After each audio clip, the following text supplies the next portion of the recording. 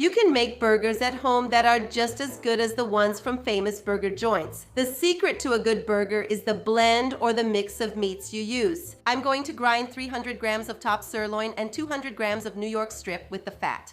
Ideally, you should use between 60% to 70% lean meat and 30% to 40% meat with fat. This fat that's going to be ground together with the meat is what gives all the flavor. You can freeze these burgers for up to 3 months or prepare them right away. Now, with the meat already ground, all you have to do is shape the burgers. Ideally, you shouldn't handle them too much so they don't get tough.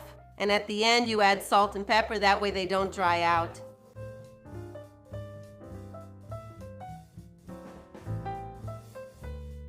This recipe makes between 2 and 5 burgers depending on the size you want.